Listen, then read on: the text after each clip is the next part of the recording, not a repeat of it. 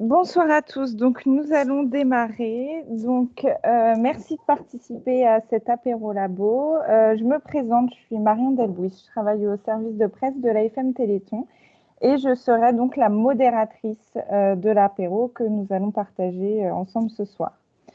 Donc, pour vous dire quelques mots sur l'AFM Téléthon, donc c'est une association de malades et parents de malades dont le combat vise à mettre au point des médicaments innovants et à aider les personnes atteintes de maladies rares. Donc, pour mieux vivre avec, mais aussi pour trouver des traitements contre ces maladies graves et incurables pour la plupart. Donc, pour cela, elle développe une stratégie d'intérêt général et finance la recherche sur des centaines de pathologies différentes, donc que ce soit des maladies rares de la vision, du foie, du muscle dont on va parler un peu plus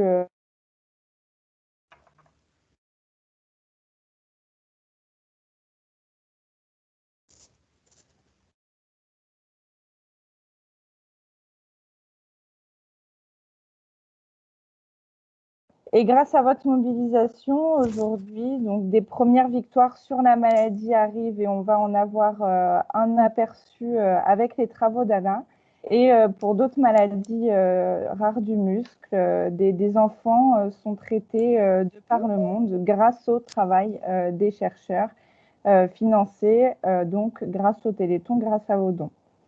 Malheureusement, des milliers de familles attendent encore des traitements pour des pathologies encore nombreuses. Donc, il reste beaucoup de travail. Le temps de la recherche est long, mais c'est grâce à l'action de tous qu'on va y arriver.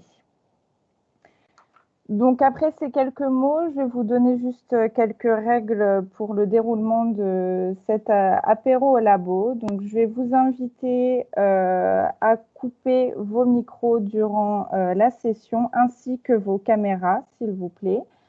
Les intervenants vont nous faire les présentations et suite à cela, je vous inviterai à poser vos questions. Donc, pour cela, vous pourrez lever la main sur Teams. Donc, il y a un petit logo en haut de votre barre pour lever la main et je vous donnerai la parole. Donc, vous pourrez alors actionner votre micro et poser la question et les intervenants y répondront avec plaisir. Donc, ce soir avec nous avons Serge Braun, qui est le directeur scientifique de l'AFM Téléthon, et Anna Bouche-Bello, donc directrice de recherche et responsable du laboratoire myopathie congénitale à Généthon. Donc, je vais leur laisser la parole et je vous souhaite un excellent apéro labo. Bonsoir, merci Marion. Alors, j'ai le redoutable honneur de démarrer, mais pour laisser davantage de temps à Anna Bush-Bello qui présentera ses travaux et des résultats assez extraordinaires dans une maladie très très grave.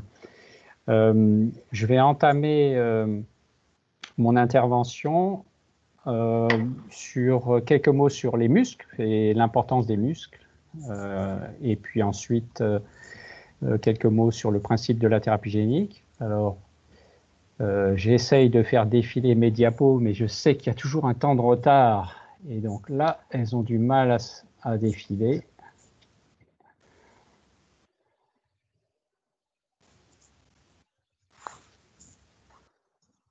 Voilà. Voilà, donc les muscles, parce qu'en fait, on parle du muscle, mais en réalité, il y en a beaucoup, puisque notre corps, c'est plus de 600 muscles. Et sans ces muscles, on ne peut rien faire. On ne peut pas bouger, on ne peut pas respirer, je ne peux pas parler, on ne peut pas entendre, on ne peut pas voir. Et puis, il y a des muscles vitaux. Le cœur est un muscle un peu particulier, puis le diaphragme, qui donc nous permet de respirer, tout comme les intercostaux. Alors, il y a des grands muscles et des petits muscles. Il y a ceux que l'on voit, hein, puis il y a ceux qu'on ne voit pas. Le plus petit muscle dans l'organisme, c'est un muscle qui s'appelle le stapédien, qui est le muscle de l'étrier, qui ne fait que 2 mm. Et puis, il y a toute une série de muscles qui sont beaucoup plus gros. L'un des plus gros, c'est le quadriceps, qui fait plusieurs kilos. Et les muscles, c'est la moitié de la masse de l'organisme. Et encore une fois, on ne peut rien faire sans eux. Rien qu'au niveau de la tête, il y a 170 muscles et vous avez des muscles qui nous permettent de réaliser des expressions avec 43 muscles. C'est plus de 10 000 expressions qu'on peut réaliser. Et la langue, c'est 17 muscles. Bouger sa main, c'est 40 muscles. Et puis, un autre aspect important, c'est qu'on perd notre masse musculaire, pratiquement 30% de notre masse musculaire, que l'on perd entre 35 et 75 ans, et ça se poursuit au fur et à mesure de notre vieillissement. Et lorsque cette perte musculaire dépasse les 50%, on parle de sarcopénie. Il y a des sarcopénies, des fontes musculaires qui sont pathologiques bien avant. Et c'est aussi ce qui souvent précipite la mort dans le cancer. On ne meurt pas toujours du cancer lui-même, mais plutôt de la fonte musculaire qui accompagne le cancer ou dû aux effets toxiques des chimiothérapies. Ou encore une fois, le muscle, c'est absolument indispensable à la vie. Et c'est donc un organe, un ensemble d'organes extrêmement important pour la recherche médicale. Et pendant très longtemps, on ne savait pas faire grand-chose au niveau des muscles, y compris en thérapie génique. Alors, j'arrive toujours pas à faire défiler les diapos, donc Marion, peut-être que tu peux prendre la main. Voilà. Outre le fait que d'un point de vue moteur, le muscle est absolument indispensable, il joue des rôles multiples. Les muscles, ça permet, par exemple, de faire baisser le taux de cholestérol dans le sang. En fait, le cholestérol rentre dans les muscles, ça rentre dans beaucoup de tissus, mais les muscles, c'est vraiment les organes qui incorporent le plus de cholestérol. Et ça a d'ailleurs donné lieu à certaines thérapeutiques, y compris en thérapie génique d'ailleurs, pour essayer de faire baisser le taux de cholestérol dans le sang en jouant sur les muscles. Mais le muscle, ça joue beaucoup de choses. L'activité musculaire est extrêmement bénéfique pour beaucoup de maladies. Grâce aux muscles, il y a des hormones qui sont fabriquées et qui stimulent le cerveau, qui améliorent l'activité cardiaque et permettent de rendre le cœur beaucoup plus résistant. On s'est rendu compte que l'activité cérébrale étant améliorée par les muscles, bien, au fond, bouger ses muscles, ça rend plus intelligent, et c'est même pas un slogan, c'est la réalité. Bref, beaucoup de liens avec les autres fonctions de l'organisme, le système immunitaire. On a besoin des muscles pour stimuler notre système immunitaire. Le muscle, c'est la plus grande réserve de sucre de l'organisme, donc là aussi, le lien avec d'autres maladies comme le diabète. C'est vraiment un organe absolument essentiel. Alors, on passe à la diapo suivante. Voilà. Maintenant, il y a des pathologies, évidemment, qui sont liées aux muscles. Beaucoup de maladies qui touchent le système neuromusculaire, c'est-à-dire les nerfs, les neurones qui commandent les muscles, et les muscles eux-mêmes. Il y a plusieurs centaines de maladies qui touchent les muscles, des myopathies. Et celle qui est un petit peu emblématique du téton, c'est la myopathie de Duchenne. Mais il y a bien d'autres maladies qui touchent les muscles. Beaucoup d'entre elles sont génétiques et beaucoup d'entre elles peuvent être mortelles. Beaucoup d'entre elles touchent les enfants, les 2/3 peuvent toucher les enfants, la moitié peuvent être fatales. Donc, évidemment, on ne va pas aborder les pathologies, mais on va simplement, au travers d'un exemple, et dans la discussion on peut en aborder d'autres, on va montrer une de ces maladies et comment la thérapie génique peut changer la donne de cette maladie extrêmement grave. Et c'est Anna qui en parlera après. On passe à la diapo suivante. Alors, ces maladies, elles peuvent toucher l'ensemble des muscles, mais elles peuvent aussi concerner certains muscles. D'ailleurs, pour la recherche, c'est un sujet intéressant de savoir que, alors que l'ensemble des cellules sont atteintes par exemple, une mutation génétique particulière responsable d'une myopathie, comment se fait-il qu'il y ait des muscles qui sont atteints et d'autres pas atteints? Et dans certaines maladies, ce sont certains territoires musculaires qui sont touchés. Par exemple, les myopathies des ceintures concernent les muscles des ceintures pelviennes et scapulaires, donc les épaules ou les muscles supérieurs des jambes. Et à l'inverse, il y a d'autres myopathies dites distales qui vont concerner des muscles plutôt à distance de l'origine des membres. Bref, une grande variabilité de maladies, mais il y en a qui touchent l'ensemble de la musculature, et c'est le cas de celle que va aborder Anna tout à l'heure. La diapo suivante. Alors, elle est très compliquée, mais il s'agit juste de montrer qu'il y a beaucoup de protéines qui se trouvent dans les cellules musculaires, et à chacune d'entre elles peut être associée une pathologie en réalité. C'est un schéma, hein, vous voyez la membrane des fibres musculaires qui est en gris, c'est une membrane très fine qui est formée de lipides, elle est extrêmement fine, mais elle est parsemée de protéines qui jouent tout un rôle très important. Et puis à l'intérieur des fibres, sur le bas de la diapo, il y a les fibrilles contractiles qui permettent au muscle de se contracter. C'est tout un ensemble de protéines liées à un paquet d'autres protéines. Et à chaque fois, il y a une maladie qui peut être associée à ces protéines. Et au fur et à mesure qu'on découvre ces protéines et les gènes associés, on se rend compte qu'il peut y avoir des maladies qui sont liées à toutes ces protéines. Donc très compliqué tout ça. La diapo suivante. Je vais peut-être y arriver moi-même. Non. Voilà. Alors, un dernier point que je voulais aborder avant de laisser la parole à Anna et d'aborder auparavant la thérapie génique, c'est que le muscle, il a une capacité que d'autres tissus n'ont pas nécessairement. La peau a cette capacité. Quand vous vous blessez, on se coupe, la peau régénère. Bien, les muscles ont aussi cette capacité. Beaucoup de fibres musculaires peuvent casser au cours des mouvements ou par exemple à la course à pied. Lorsqu'on fait un effort, on peut casser des fibres musculaires. Et ces fibres ont la possibilité de régénérer grâce à des cellules qu'on appelle des cellules satellites qui représentent à peu près 1% des noyaux constitutifs des fibres musculaires. Et ces cellules, lorsque les fibres cassent, elles rentrent en prolifération, puis elles vont fusionner et elles vont régénérer la fibre musculaire. Et ça, c'est une propriété qui est intéressante. Ça montre et c'est toujours actif tout au long de la vie, même chez les personnes âgées, ces cellules sont toujours actives. Alors, elles le sont moins que durant la jeunesse, mais elles sont toujours actives. Donc, à chaque fois, le muscle peut régénérer. Et dans les maladies, parfois, cette capacité de régénération est dépassée. C'est la diapo suivante. Là, on voit au microscope un muscle avec des noyaux. Chaque rond représente une fibre musculaire.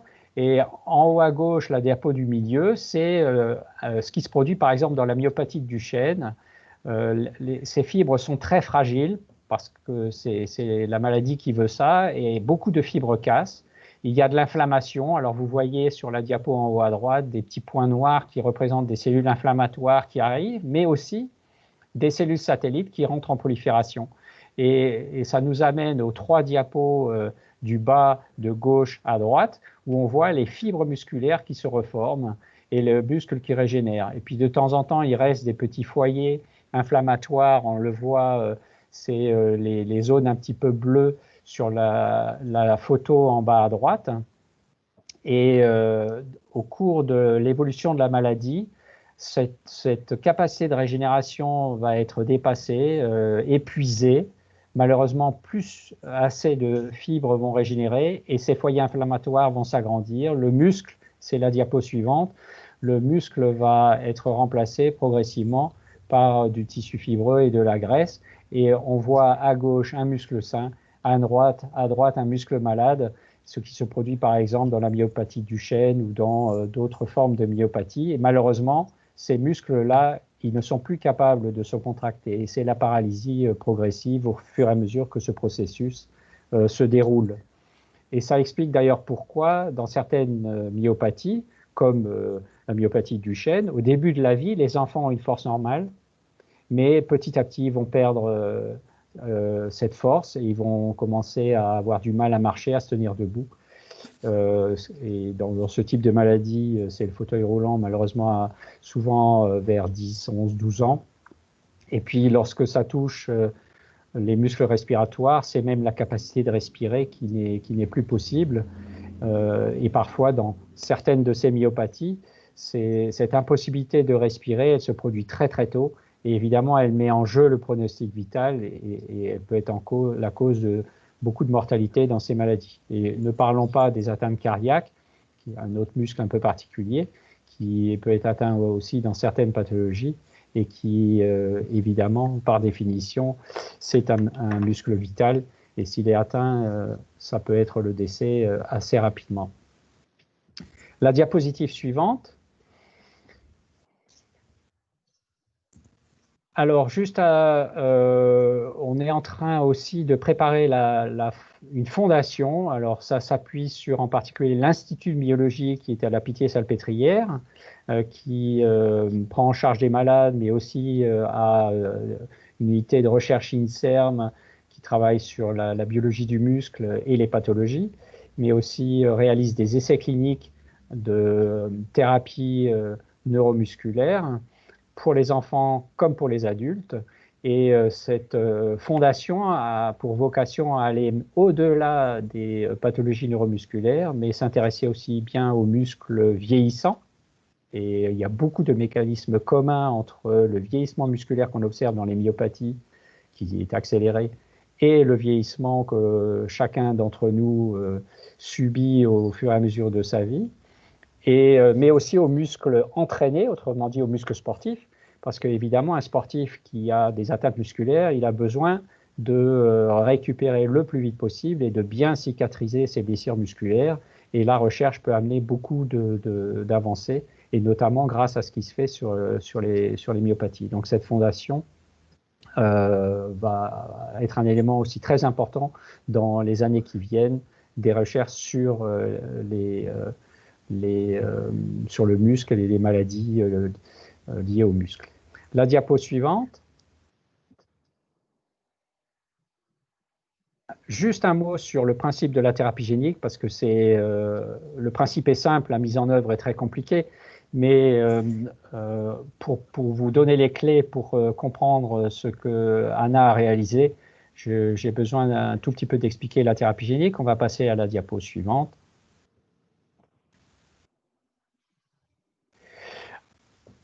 L'objectif, c'est d'administrer dans les muscles des morceaux d'ADN. Pourquoi des morceaux d'ADN? Parce que c'est l'ADN qui porte l'information génétique, qui porte nos gènes. Et on évoquait tout à l'heure les maladies génétiques. Il y a des gènes qui ne fonctionnent pas bien. Et le principe de la thérapie génique, c'est d'amener la version saine du gène là où les cellules en ont besoin. Là, en l'occurrence, les muscles. Malheureusement, administrer un gène dans les muscles, ça ne marche pas très bien. Si je prends un morceau d'ADN et que je l'injecte dans le muscle, c'est très peu efficace, l'ADN est dégradé. Si je l'injecte dans le sang, il est dégradé immédiatement. Donc, pour être en mesure de délivrer des gènes, donc de l'ADN, dans les organes, et en particulier les muscles, on a besoin de protéger ces séquences génétiques, ces gènes, dans des enveloppes. Et on s'inspire beaucoup de ce qui se passe dans la nature, et en particulier de systèmes biologiques qui ont cette propriété-là, et ce sont les virus. Sur la photo de gauche, vous voyez une boule noire. Cette petite boule noire, c'est le virus du sida en microscopie électronique, qui est très petit, hein, il fait à peu près 100 milliardièmes de mètre. C'est très très petit. Et ce virus est intéressant pour délivrer des gènes dans des cellules comme les cellules de la moelle osseuse et potentiellement, même s'il ne marche pas très bien aujourd'hui, mais il y a des recherches actuellement à Généton qui sont en train d'améliorer considérablement l'efficacité de ce type de virus. Il est très peu efficace dans le muscle, mais on a quelques éléments pour dire qu'on est capable de le rendre beaucoup plus efficace. Et il se trouve que ce virus, on l'utilise. Évidemment, il est modifié, hein, on lui enlève tous les gènes qui le rendent nocif, ces gènes à lui, et à la place, on met les gènes que l'on veut administrer dans les organes. En fait, on transforme ces virus en médicaments. Et ces virus ont la propriété, c'est pour ça qu'ils sont faits, de rentrer dans les cellules pour, au départ, les parasiter et se multiplier, pour se propager. Là, évidemment, comme on leur a enlevé les gènes qui les rendent nocifs, bien, ils ne peuvent plus se multiplier, ils ne peuvent plus se propager, ils ne sont plus toxiques. Et donc, on les transforme en médicaments. Et sur la diapo du milieu, c'est un autre type de virus qu'on appelle AAV. C'est un virus, en fait, toute une famille de virus qui possèdent des propriétés vraiment très, très intéressantes. On peut injecter ça dans le sang et c'est capable de voyager dans l'organisme et d'aller dans différents organes, et en particulier les muscles. Et lorsqu'on utilise la bonne souche de ce type de virus AAV, on est capable d'aller dans l'ensemble de la musculature. Et ce que je dis là, c'est en fait des années de recherche pour en arriver là. Et on va voir le fruit de ces recherches avec ce qu'a fait Anna. On peut peut-être passer cette diapo et aller à la diapo suivante. En fait, la thérapie génique, elle a mis une trentaine d'années. On peut la passer aussi. Elle a mis une trentaine d'années pour arriver à maturité. Les premiers essais qui avaient été faits et les premières preuves de concept de la thérapie génique, c'est dans des maladies du système immunitaire qu'elles ont été obtenues, avec en particulier le soutien très fort du Téléthon, où là, on prélevait des cellules chez les malades avant de les réinjecter. On peut le faire pour des maladies qui touchent des cellules de la moelle osseuse qui sont justement nécessaires au fonctionnement du système immunitaire et de toutes les cellules du sang. Mais par contre, il a fallu une bonne quinzaine d'années avant de disposer d'outils qui soient capables de voyager dans l'organisme et à ce moment-là d'être injectés directement. On ne peut pas imaginer prélever les muscles, les corriger puis les regreffer. Ça, c'est pas possible.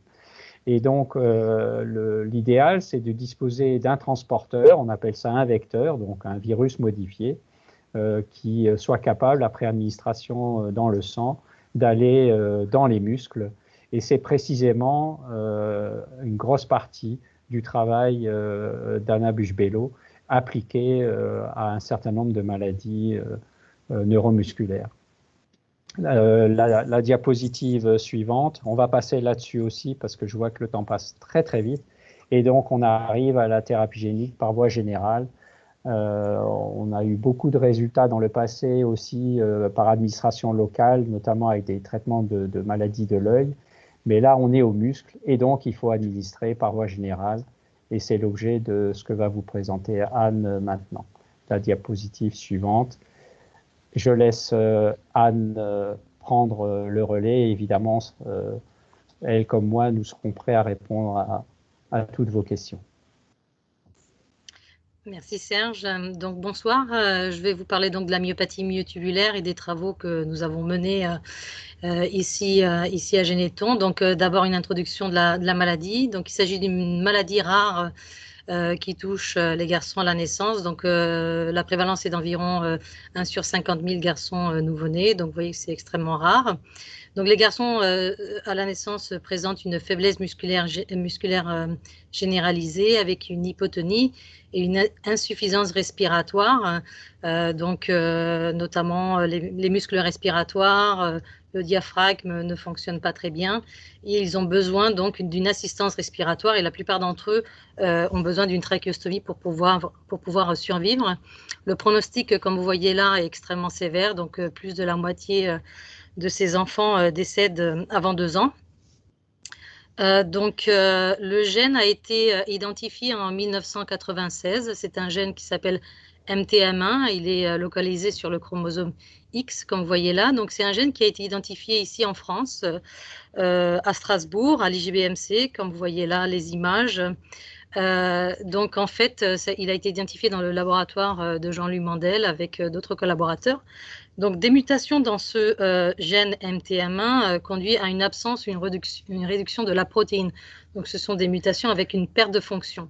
Donc, moi, j'ai rejoint ce laboratoire en 1997, juste après la découverte du gène. Et j'ai travaillé initialement en tant que postdoc sur la recherche de mutations, sur l'étude de la fonction de la protéine, sur le développement d'outils pour pouvoir comprendre cette maladie. Et puis, donc, je me suis intéressée très rapidement à la recherche d'une approche thérapeutique potentiellement efficace. Alors, les premiers travaux ont été menés sur un modèle murin en collaboration avec Genneton. Donc, ce que nous avons fait, c'est développer un vecteur de type AAV, donc un vecteur comme Serge en a parlé avant. Ce sont des vecteurs qui ne sont pas pathogènes pour l'homme et donc qui sont très utilisés actuellement en thérapie génique et notamment pour la thérapie génique du muscle, entre autres. Et donc, ces premiers travaux nous ont permis de montrer par une simple injection intramusculaire, donc là c'était l'approche d'injection locale. Non, c'était juste avant. Juste avant. Oui, j'étais juste en train d'expliquer voilà, que des premiers travaux ont été menés initialement pour essayer de voir si ce traitement était efficace chez la souris. Nous avons pu voir qu'après une simple injection, on arrivait quand même à corriger la maladie dans ce muscle en particulier. Donc à partir de là, en 2009, j'ai décidé de rejoindre Généton pour développer donc cette thérapie. Peut-être la diapositive suivante, s'il te plaît. Merci. Et donc là, l'idée était d'apporter donc ce gène thérapeutique. Donc c'est une copie saine du gène MTM1 avec l'utilisation d'un vecteur AAV, mais l'apporter dans tous les muscles de l'organisme. Évidemment, c'est une myopathie généralisée, comme je disais avant. Pour cela, nous avons dû changer de vecteur, adapter ce vecteur à cette approche de thérapie par voie générale. Et nous avons établi la preuve de concept dans un premier temps sur le modèle murin, donc des souris atteintes de la myopathie myotubulaire. Et au vu des résultats très prometteurs que nous avions déjà dans ce modèle, nous avons établi une collaboration avec une équipe américaine qui avait établi une colonie de chiens atteints naturellement par la myopathie myotubulaire. Donc ce sont des chiens qui ont été découverts, qui ont été découverts au Canada en fait par c'était une chienne qui appartenait à un fermier au Canada et qui avait donc des petits qui étaient atteints par cette myopathie, qui mouraient rapidement. Et donc de fil en aiguille, en fait finalement il y a une maman d'ailleurs qui avait un enfant atteint de myopathie myotubulaire qui est allée chercher cette chienne au Canada, l'a ramenée aux États-Unis, a permis donc aux chercheurs d'établir une colonie et à partir de là, nous avons pu travailler sur ce modèle. Donc il est important de dire que nous avions décidé de travailler sur ce modèle parce qu'il était important de voir si ce traitement que nous avions développé donc pour les souris était aussi transposable à un animal de plus grande taille. Et ce qui nous permettrait aussi de voir, un, si c'est efficace, deux, quelle dose serait celle qui serait efficace, et trois, aussi la durabilité du traitement dans ce modèle. Donc là, vous avez un exemple donc, de cet effet thérapeutique que nous avons observé. Donc à gauche, vous avez une vidéo qui montre un chien atteint de la myopathie myotubulaire. Vous voyez que ce chien a une faiblesse musculaire généralisée. En fait, il n'avance pas beaucoup et puis il s'assoit, il s'allonge parce que voilà, il est fatigué. Par contre, à droite, vous avez donc un chien qui aussi atteint de la myopathie myotubulaire, mais qui a reçu quelques mois auparavant une injection unique par voie intraveineuse du vecteur médicament que nous avons développé ici à Généton. Donc, vous voyez bien l'effet. Voilà, je pense que je n'ai pas trop besoin d'expliquer. On voit bien comme il court, comme il joue. Voilà.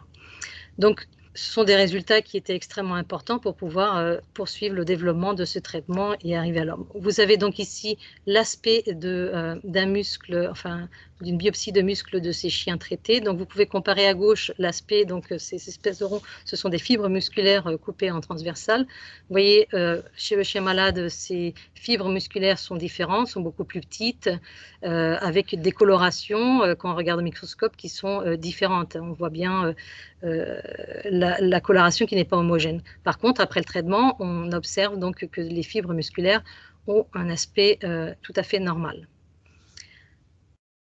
Voilà, suivant s'il vous plaît. Donc, à partir de ces études chez les modèles animaux et cette preuve de concept thérapeutique chez les modèles animaux, donc vous avez ici donc, la frise chronologique des différents événements. Généton a établi une collaboration avec une société de biotechnologie américaine pour amener ce traitement vers la clinique. Et en 2017, donc il y a déjà 3 ans, un essai clinique a démarré chez les enfants atteints de myopathie myotubulaire. Donc, un petit récapitulatif des résultats à ce jour. Diapositive suivante. Donc cet essai clinique était un essai international avec des sites aux États-Unis, au Canada, en Europe, y compris en France. Jusqu'à présent, 23 patients ont été traités par une injection intraveineuse, comme je l'indiquais auparavant chez les modèles animaux. Donc 2 doses ont été testées chez ces patients. Ce que l'on peut voir dans la majorité de ces patients, c'est une diminution du nombre d'heures sous respiration artificielle. Et plusieurs d'entre eux respirent par eux-mêmes actuellement, donc sans assistance respiratoire, ce qui montre bien cet effet thérapeutique au niveau des muscles respiratoires et aussi au niveau du diaphragme. Et puis en plus, on a observé donc une augmentation de la force musculaire, une amélioration de la motricité, c'est-à-dire qu'ils bougent beaucoup plus, ils vocalisent, ils jouent, et plusieurs d'entre eux marchent, donc se tiennent debout, certains sont supports. Et donc, juste un petit rappel, il s'agit du premier essai clinique chez les patients atteints de myopathie hémotubulaire. Il n'y avait pas de traitement spécifique pour ces patients auparavant, au curatif, on va dire. Et il s'agit aussi de la première maladie du muscle traitée avec un vecteur médicament de ce type par voie générale. Vous avez dans la diapositive suivante une vidéo d'Anaïs et de Jules. Anaïs va vous expliquer donc l'effet de ce traitement chez son fils atteint de myopathie hémotubulaire. Alors on n'entend pas très bien. Oui, on l'entend pas. On n'entend pas du tout.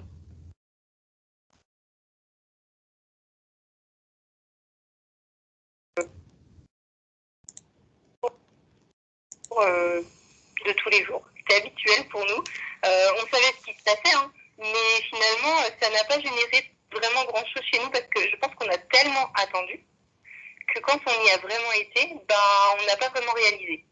C'est pas ton injection en fait qui a généré de l'émotion chez nous, c'est plus l'après, c'est ce qu'on vit maintenant. Et bien aujourd'hui, on est donc fin juin. Ça fait 6 mois bientôt que Jules a été injecté. Je pense que l'évolution de toute façon est flagrante. C'est-à-dire qu'il y a 6 mois, Jules tenait tout juste sa tête, il ne tenait pas assis, il ne déglutissait même pas sa salive, on passait notre temps à l'aspirer. Il respirait avec l'aide d'une machine, comme beaucoup, hein. En 24 heures sur 24, on arrivait à faire des petites pauses, juste le temps des soins et de la douche. Il ne parlait pas, donc on avait commencé à intégrer la langue des signes depuis septembre avec l'aide de son AVS à l'école. Et là, 6 mois post-injection, Jules parle tout le temps. Il déglutit sa salive entièrement puisqu'il commence même à manger par lui-même. Donc on a attaqué tout ce qui était petits suisses, compotes, les petits pots pour les bébés, tout ça, ça fonctionne très bien. Les glaces encore plus. On commence à essayer d'intégrer la tenue à 4 pattes. C'est plutôt en bonne voie. Donc je pense que d'ici la fin de l'année, en tout cas, on sera sur du 4 pattes au minima. Il se déplace en motilo aussi. Alors c'est un espèce de trotteur adapté qui lui permet en fait de se déplacer avec ses jambes. Je pense qu'il ne se rendait même pas compte qu'il avait des jambes ni à quoi elles servaient. Donc voilà ce qui a changé principalement. Il n'a plus du tout d'assistance ventilatoire la journée, il n'en a plus que la nuit. Et on est en train de voir pour gentiment le sevrer sur la nuit. Voilà, donc voilà, ça faisait beaucoup d'années qu'on travaillait pour voir ces images, donc on est extrêmement content pour Jules, pour sa maman, pour sa famille. Voilà, et donc voilà un exemple de l'effet d'une thérapie génique pour une maladie musculaire extrêmement grave et généralisée. Donc à partir de là, on peut donc répondre à vos questions si vous en avez. Alors pour les questions, je vais vous inviter à lever la main et je vous donnerai la parole. Donc vous pourrez actionner vos micros et Anna et Serge y répondront. Peut-être qu'on peut commencer par une première question. Est-ce que vous pouvez nous dire où en sont les essais, par exemple, dans la myopathie de Duchenne ? Alors, je peux répondre à la question. Alors, et juste avant, je dirais peut-être qu'il y a peut-être des personnes qui ne savent pas trop comment faire pour lever la main. Vous avez en haut des icônes, notamment un icône avec une main. Il suffit de cliquer dessus. Et à ce moment-là, ça s'affichera et on saura que la main est levée et la parole pourra vous être donnée. Sinon, il y a peut-être aussi via les commentaires. Vous pouvez écrire les questions auxquelles on répondra à ce moment-là et Marion pourra lire les commentaires, lire la question. Alors, pour en revenir à la myopathie du chêne, c'est vrai que j'avais débuté l'apéro labo en évoquant la maladie un peu emblématique qui est la myopathie du chêne. Elle est plus fréquente d'ailleurs que la myopathie myotubulaire. C'est à l'échelle européenne plus de 20 000, 25 000 malades. Aux États-Unis, c'est à peu près pareil. Et elle touche les garçons. Et elle se traduit, elle va évoluer pendant 20, 30 ans et parfois au-delà, avant malheureusement d'aboutir au décès. Et la thérapie génique qui a été développée par plusieurs équipes dans le monde, dont Généton ici à Évry, consiste à administrer par voie intraveineuse un vecteur viral, en l'occurrence un AAV. Alors c'est pour ce qui est de Généton, c'est le même AAV que celui sur lequel a travaillé Anna dans la myopathie myotubulaire, qui a la propriété non seulement de délivrer le gène thérapeutique dans les muscles squelettiques, donc tous les muscles du corps, on va dire, mais aussi dans le cœur, qui est un organe particulièrement touché également dans la myopathie du chêne.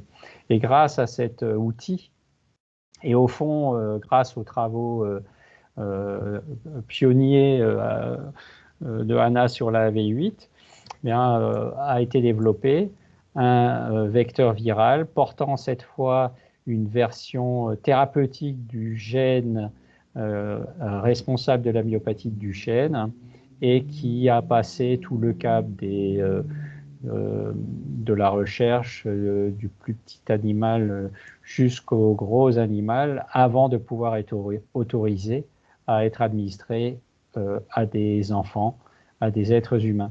Et il y a 4 programmes actuellement dans le monde, dont celui de Généton, qui sont au stade des essais cliniques. Le programme de Généton est en passe de rentrer en essai clinique puisque le dossier a été déposé à l'Agence française du médicament et c'est un essai qui aura lieu en France, en Angleterre, aux États-Unis, en Israël.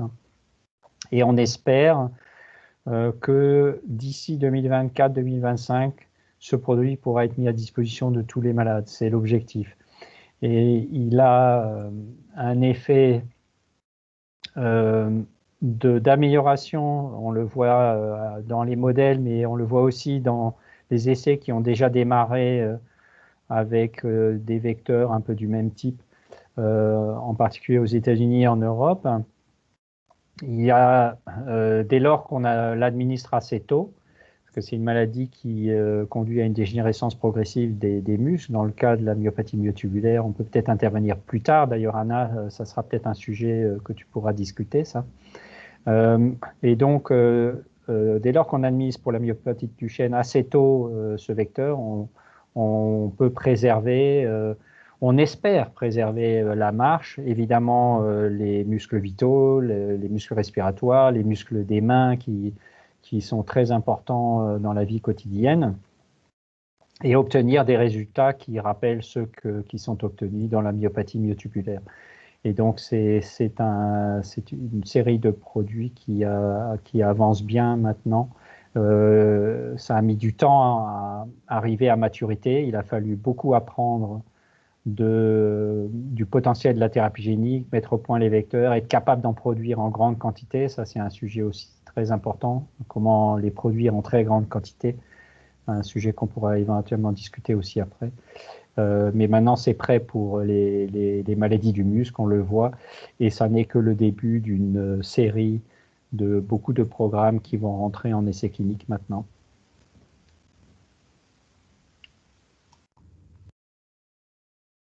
Oui, donc peut-être pour rebondir sur ce que disait Serge par rapport au moment quel est le meilleur moment pour traiter une pathologie du muscle, je dirais que c'est certainement, ça dépend vraiment de la pathologie en tant que telle, de la maladie. Dans le cas de la myopathie musculaire, les enfants, comme j'indiquais avant, naissent avec cette myopathie. C'est une myopathie ce n'est pas une dystrophie, hein, donc il n'y a pas une dégénérescence des fibres musculaires. Les enfants naissent avec ces fibres qui ne sont pas formées correctement. Et donc là, ce qu'on a pu observer, c'est que quand on administre, par exemple, même chez les modèles animaux, quand la fibre est déjà bien atteinte, on peut faire une correction, c'est-à-dire une réversion de l'aspect et de la force de l'absence de la force dans ces fibres musculaires, c'est-à-dire une correction du phénotype. Et c'est sûr que pour des pathologies où il y a une dégénérescence des fibres, le plus tôt on traite, le mieux c'est, avant qu'il y ait des lésions importantes au niveau des muscles. Après, quand même, dans le cas de la myopathie musculaire, on préfère aussi, enfin, je pense que c'est quand même mieux de traiter les enfants le plus tôt possible, mais ça fait partie de l'étude de cet essai clinique, en fait. Merci à tous les deux. Virginie Olive, je vous donne la parole pour poser votre question. Donc, je vous invite à actionner votre micro. Merci, vous m'entendez bien? Oui, parfaitement. J'ai vu dans les diapositives qu'il y avait des myopathies mitochondriales. Quelles étaient les pathologies des myopathies mitochondriales? Est-ce que, par exemple, le syndrome de Legg en fait partie?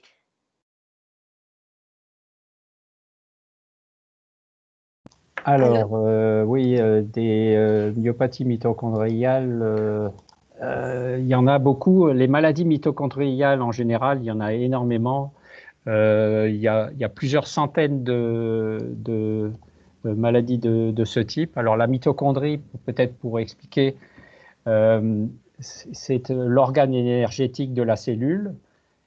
C'est un tout petit tout petite particule, enfin il y en a un grand nombre qu'on trouve dans les cellules et c'est vraiment l'organite qui est absolument nécessaire pour faire fonctionner les cellules. Et on comprend que si cet organite qui est constitué de tout un ensemble de molécules et en particulier de protéines qui sont codées par des gènes, eh bien, si ces gènes-là sont atteints, ces organites peut-être ne peuvent pas bien fonctionner, ne peuvent pas suffisamment fabriquer l'énergie pour les cellules et il peut s'en suivre des maladies très très variées qui vont toucher n'importe quel organe. Et il y a des maladies extrêmement sévères du cerveau, il y a des maladies qui touchent les muscles et le syndrome de Legg est une encéphalomyopathie. Donc ça touche à la fois le système nerveux et également les muscles. Et puis, il y a des maladies qui peuvent conduire à la cécité, il y a des maladies mitochondriales qui touchent l'œil.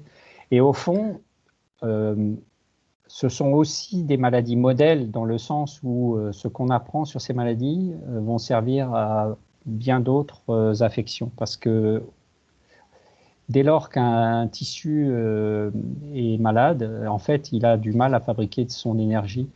Et on retrouve ça aussi dans le vieillissement. Il y a à un moment donné des problèmes de production d'énergie.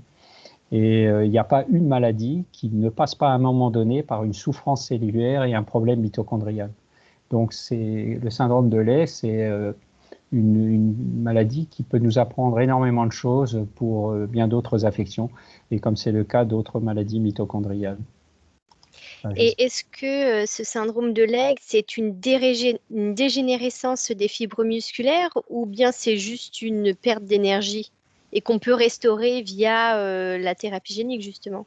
Alors, c'est essentiellement, effectivement, une perte d'énergie. Alors, quand ça touche le système nerveux, là, lorsque les cellules meurent, malheureusement, elles ne sont pas remplacées. Donc là, c'est irréversible. En revanche, quand ça touche le muscle, là, c'est différent parce que, comme je le disais tout à l'heure, le muscle est capable de régénérer. Et donc, on peut, en théorie, considérer que si on corrige le problème génétique au niveau musculaire, les muscles vont pouvoir refonctionner normalement. Ça ne se traduit pas par une dystrophie, donc vraiment un remaniement tissulaire comme dans la myopathie de Duchenne. D'accord, merci. Merci Serge. Jamila, je vous laisse actionner votre micro donc et poser votre question. Allez-y. C'était pas une question. Je voulais juste me permettre de remercier Monsieur Brown, Serge, parce que j'arrive à la fin et justement il parle de la myopathie mitochondriale dont je suis atteinte. Donc c'est une forme sévère qui conduit à un multi-handicap sensoriel. Enfin, je suis touchée au niveau respiratoire, au niveau moteur, au niveau de tous les organes. Et je tenais vraiment à vous remercier de votre intervention parce que c'est vrai que les maladies mitochondriales sont très complexes et on ne sait pas trop. En tout cas, je vous dis, c'est mon cœur qui vous parle, c'est que je ne sais pas trop.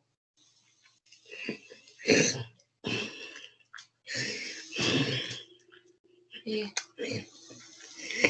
souffle. Je sais pas trop où je vais. Voilà.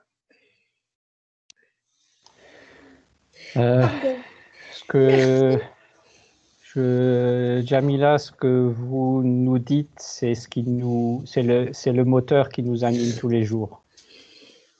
Je crois que c'est très important, que ce soit Anna, que ce soit tous les chercheurs qui consacrent leur vie à la fois essayer de comprendre la biologie et puis de remédier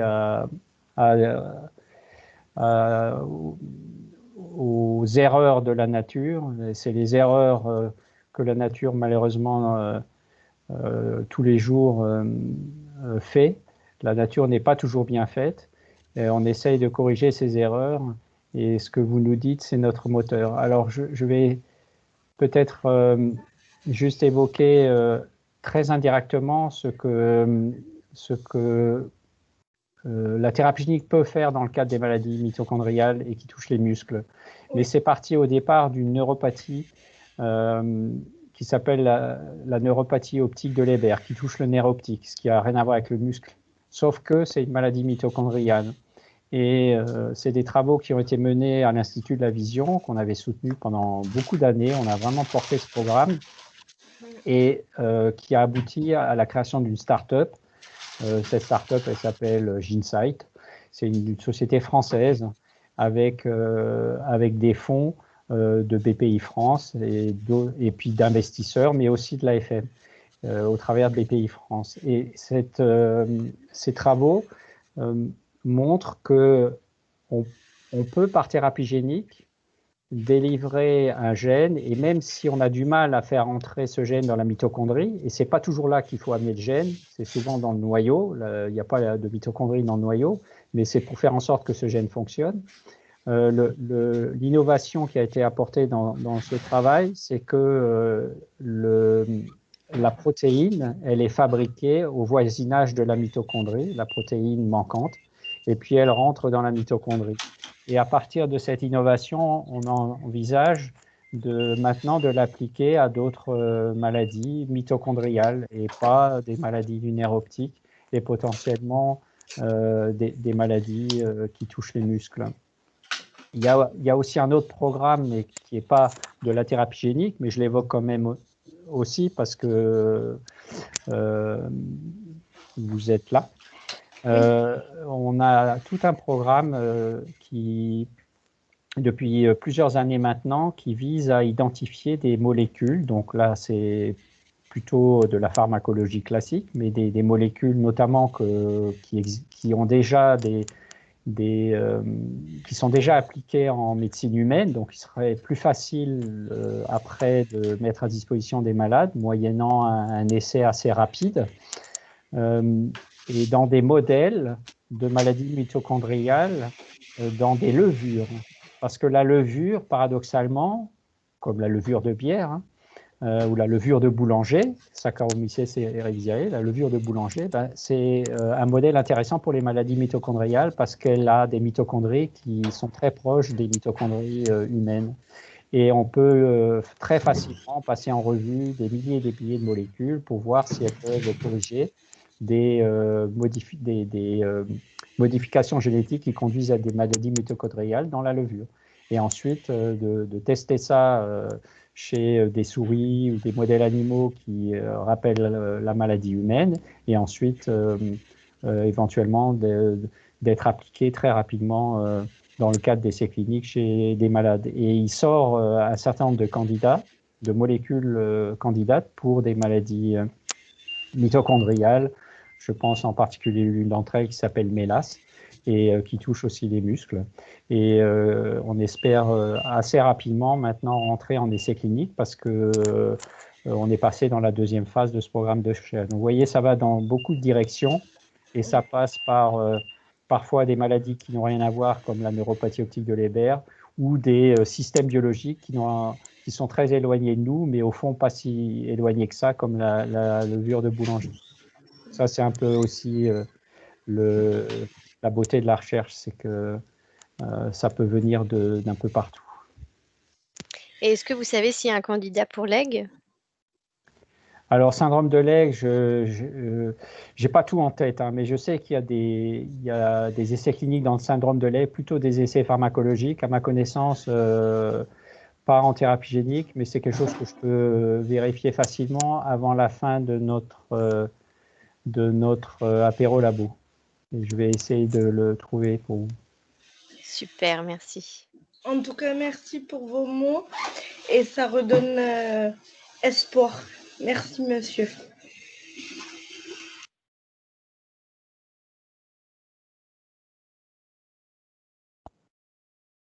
Merci à tous. Si vous avez des questions, et merci Jamila, si vous avez d'autres questions, je vous invite je vous invite à lever la main. Anna, peut-être en attendant, c'est d'actualité, on a entendu parler de CRISPR. Est-ce que tu peux peut-être nous parler de tes autres travaux? Je crois notamment savoir que tu travailles avec cet outil. Oui, c'est d'actualité parce qu'on vient d'apprendre que 2 femmes, dont une française, ont reçu donc le prix Nobel pour le développement de cet outil, donc de cette technologie qui s'appelle CRISPR, CRISPR-Cas9. Donc en fait, c'est un outil qui est en train d'être utilisé dans beaucoup de domaines, notamment aussi dans le domaine de la thérapie génique et de la médecine, on va dire. Et donc il consiste à utiliser, on va dire, des ciseaux moléculaires pour faire des coupures dans l'ADN et enlever des bouts d'ADN ou introduire des bouts d'ADN. Donc c'est un système qui a été initialement découvert chez la bactérie comme un système de défense aux infections virales, on va dire, et donc voilà, qui a été donc adapté aux cellules mammifères pour pouvoir travailler et développer des approches notamment thérapeutiques. Donc c'est un outil qui est particulièrement intéressant, je dirais, pour les maladies dominantes, donc ça veut dire avec une autosomique dominante. Et donc dans notre laboratoire, on les a utilisés. On a utilisé le système CRISPR-Cas9 pour une pathologie qui s'appelle la dystrophie myotonique.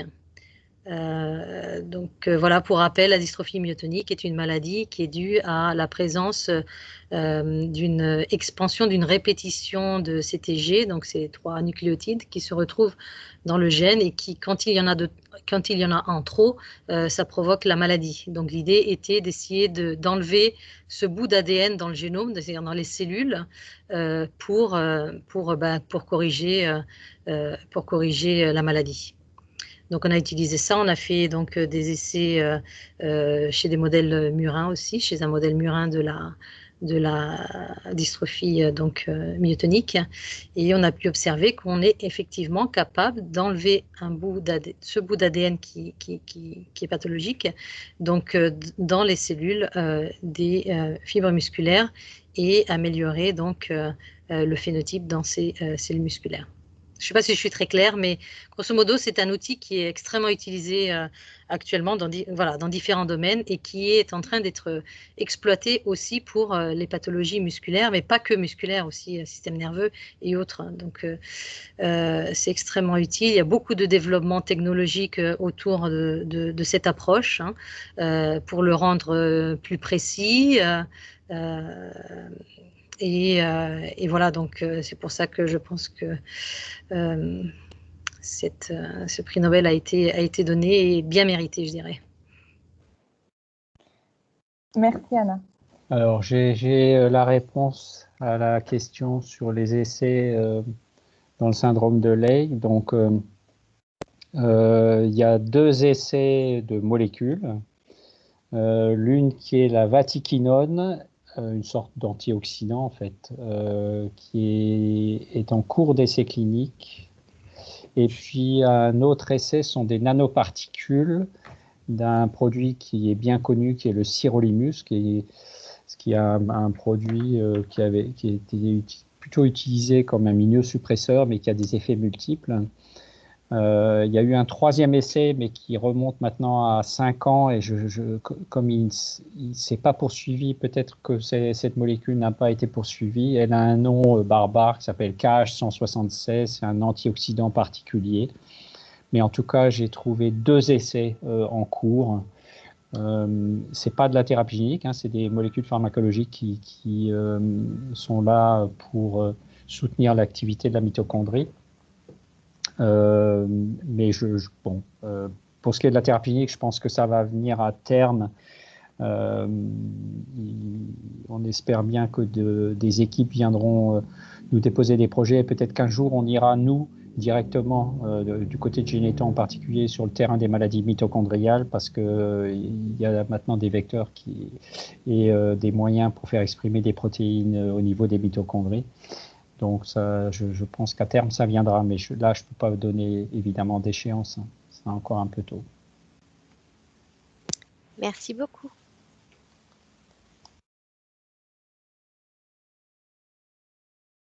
Il y a une main qui s'est levée. Non, en fait, il faut enlever la main une fois qu'on a... Jamila, si vous avez à nouveau Jamila, ouais. cette question, je vous invite à actionner le micro. Oui, j'ai une nouvelle question. En fait, je pense que vous connaissez, c'est le médicament qui s'appelle Levocarnier. Je pense que ça vous dit quelque chose. Alors, moi, j'en ressens pas les bénéfices, mais apparemment, c'est important. Alors, c'est bête comme question parce que je suis pas docteur, je suis juste malade. Donc, est-ce que vous pouvez me dire pourquoi je ne ressens pas les bénéfices? Peut-être que ma question est bête, mais voilà. Non, c'est évidemment pas une question bête, et c'est d'ailleurs ces questions qui sont les plus difficiles pour nous.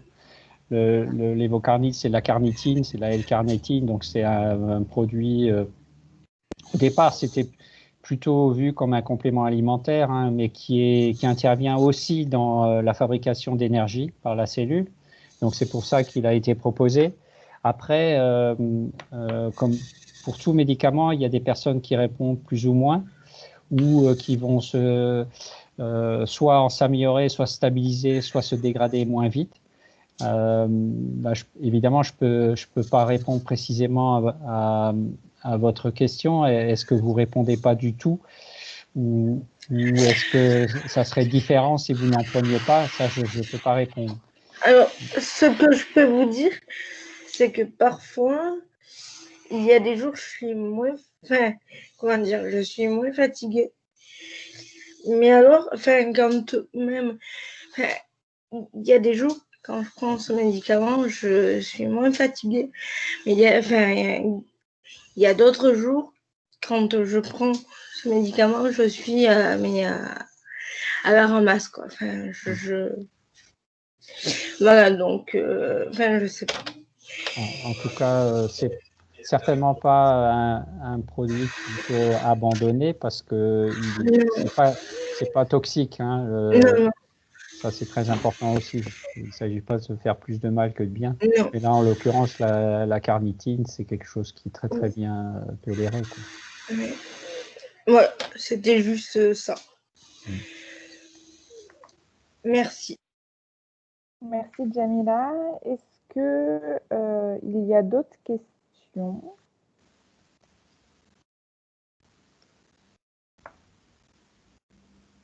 Alors, en attendant, si jamais vous avez de nouvelles questions, alors, je remets ma caméra. Donc, pour votre information, et vous devez sûrement le savoir, il y a encore des sessions cette semaine de la fête de la science avec des sujets tous plus intéressants les uns que les autres. Je vais vous remettre le lien dans la conversation si jamais vous voulez vous inscrire à une autre session d'ici samedi d'ailleurs.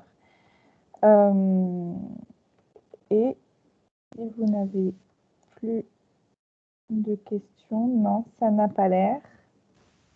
Je vais remercier Serge et Anna pour toutes ces explications qui sont, je pense, ont été très claires.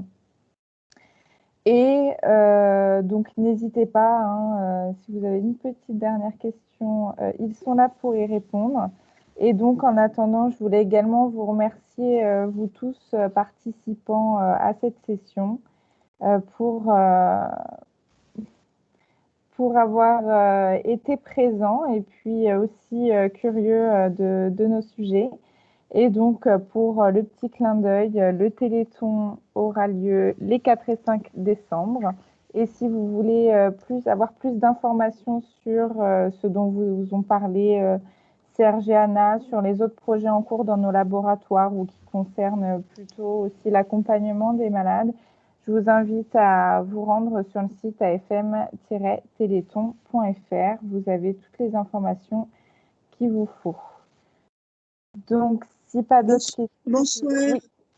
Bonsoir. C'est Karine. Excusez-moi de vous déranger. Je suis arrivée il n'y a pas bien longtemps, donc peut-être ça a été déjà évoqué. Serait-il possible, si par Serge ou Anna, s'ils sont au courant, de nous expliquer les programmes de séquençage en France, Sequoia et Oregon, je crois que ça s'appelle. Séquençage à haut débit. Est-ce que vous êtes au courant, Serge? Oui, alors, il y a des programmes de séquençage pour les maladies rares. Hein. Oui. Des programmes de séquençage à haut débit. Il y a plusieurs initiatives en France pour ça, parce qu'en fait, il faut des machines qui coûtent très très cher, très sophistiquées, et puis il y a une vraie accélération avec ces machines, parce que maintenant on peut très très vite séquencer l'ensemble du génome à la recherche d'anomalies génétiques, mais aussi pour la connaissance en général. Donc c'est des financements, il y a des financements en France pour ça, et quelques centres qui possèdent ces appareils ou qui acquièrent ces appareils et qui sont chargés de séquencer des échantillons, des prélèvements. Souvent, c'est des prises de sang qui sont effectuées, puis on extrait l'ADN des cellules du sang et ensuite on peut l'analyser. Et ce n'est pas toujours pour des maladies génétiques. Oui.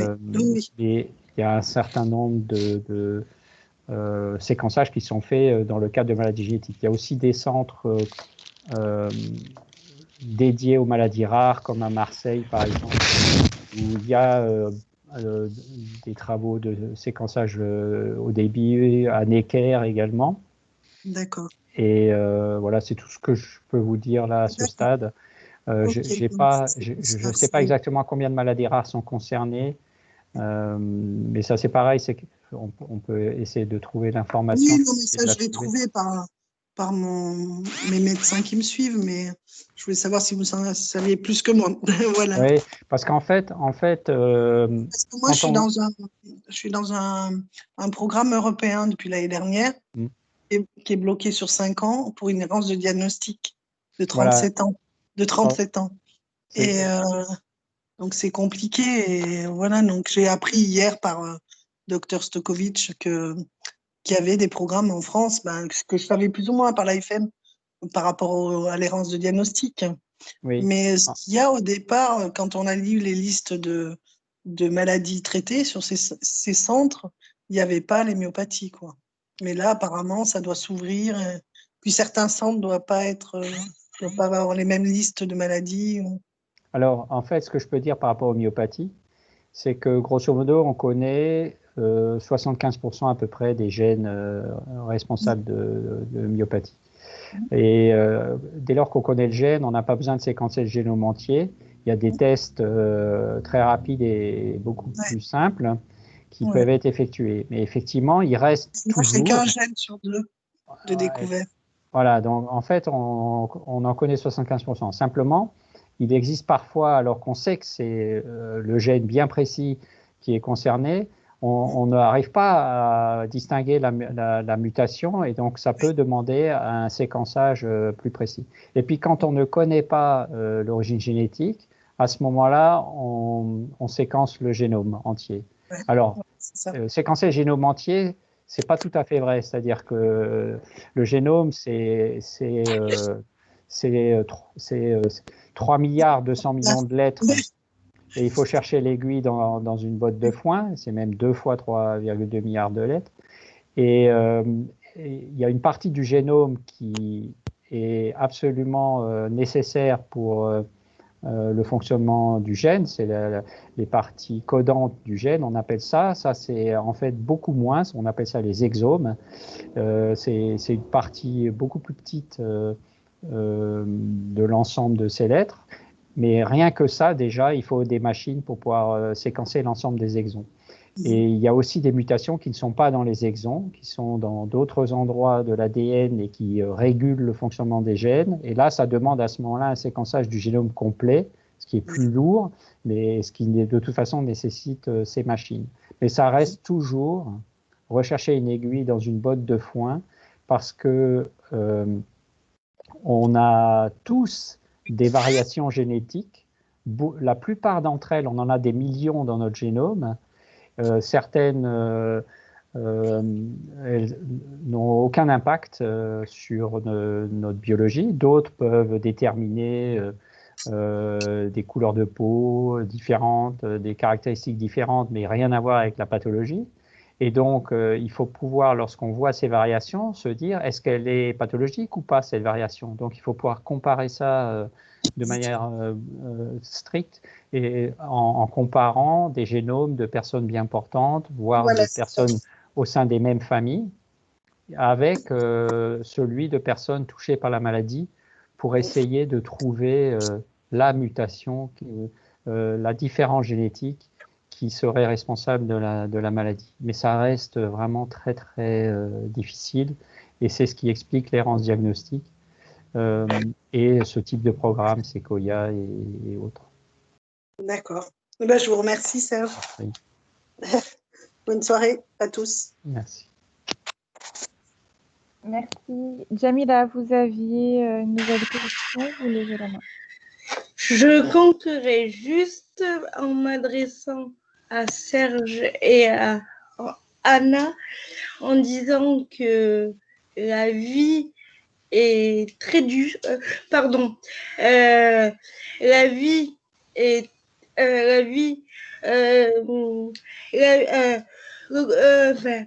le combat est très dur, mais la vie est magnifique. Serge et Anna. Mais ça, en fait, la vie qui est magnifique, c'est grâce à vous. Et vous êtes quelque part, même si on n'a pas tous de médicaments, vous êtes quand même notre rêve. Voilà. Moi, je suis juste un porte-parole et en tout cas, ce qui est magnifique, c'est les mots que vous venez de prononcer. J'ai juste un regret, moi, c'est de ne pas pouvoir aller plus vite. Et c'est malheureusement la frustration de tous les chercheurs. C'est d'essayer d'aller encore plus vite. C'est comme ça. Il y a plein de maladies. Voilà. Un jour, on y arrivera. Et le thème de ce soir, c'était je me souviens, enfin, c'était